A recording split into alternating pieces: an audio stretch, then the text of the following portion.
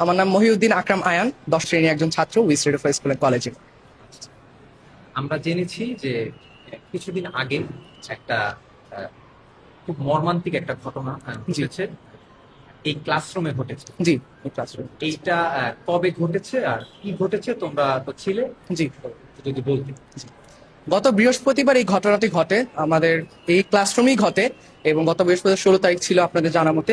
তো গত বৃহস্পতিবার খুবই একটা মর্মান্তিক ঘটনা ঘটে। এটা হচ্ছে আমাদের দয়াল স্যার, আমাদের ক্লাস টিচার, যিনি হচ্ছে আমাদের উইসে একজন খুবই সিনিয়র একজন শিক্ষক, তার সাথে এই ঘটনাটি ঘটে।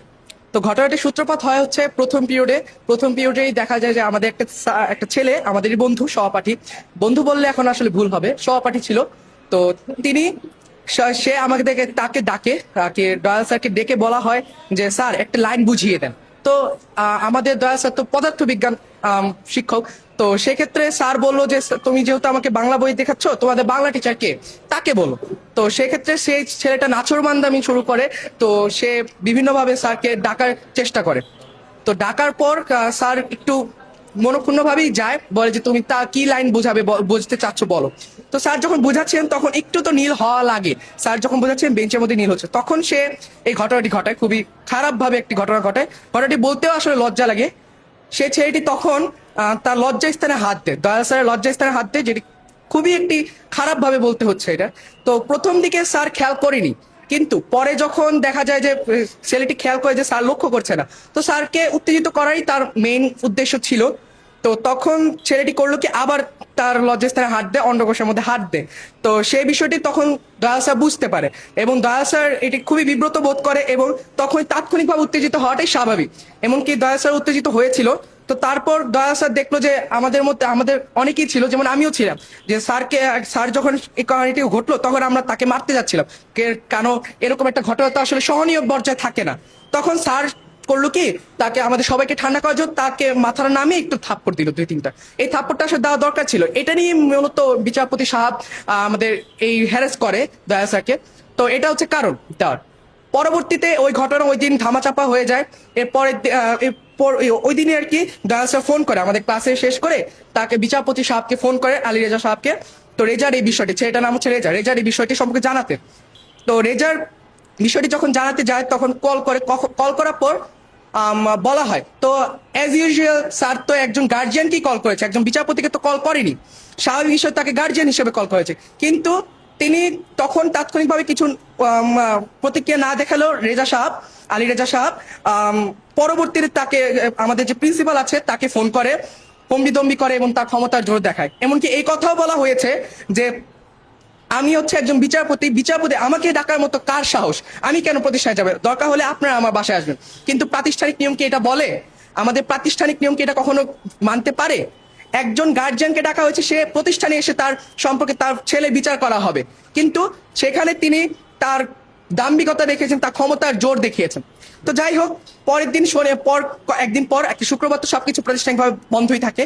তো শনিবার হচ্ছে কি অ্যাজ ইউজুয়াল চায়ের দাওয়াত দেওয়া হয়, যতটুকু জানি যে আলিজা সাহেব তাকে আমাদের স্যারকে চায়ের দেয় আর কর্তৃপক্ষকে সহ।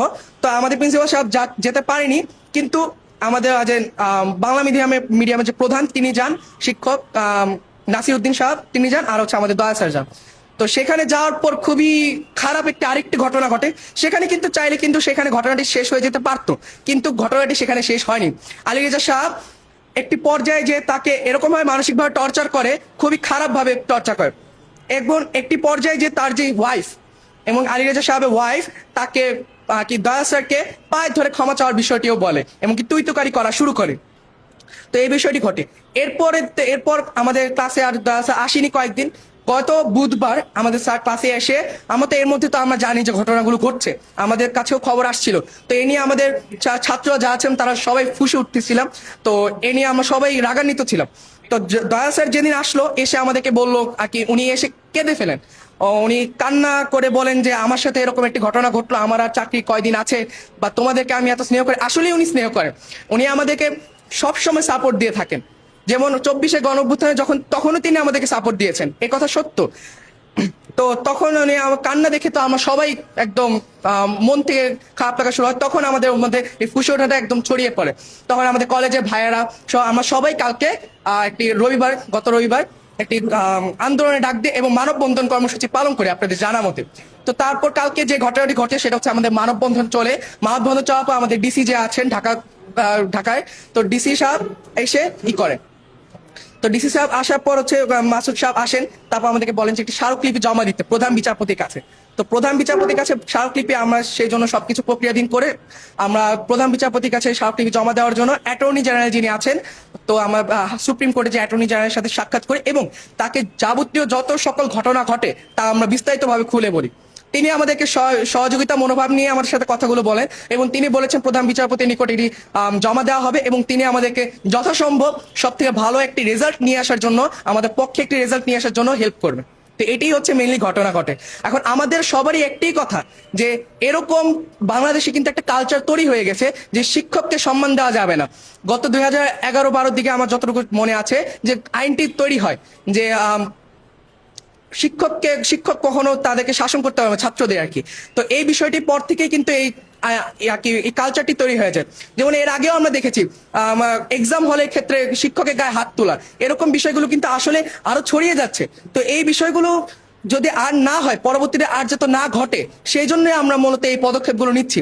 এই পদক্ষেপ নেওয়ার একটাই কারণ, যাতে এরকম যে মব কালচারের মতো আরো যে অনেক কিছু আছে সেগুলো যেন বন্ধ হয় এবং শিক্ষককে তার যথাযথ সম্মান দিতে হবে, কারণ শিক্ষকই একমাত্র দেশের জাতিকে শিক্ষার মাধ্যমে গড়ে তুলতে পারে। ধন্যবাদ।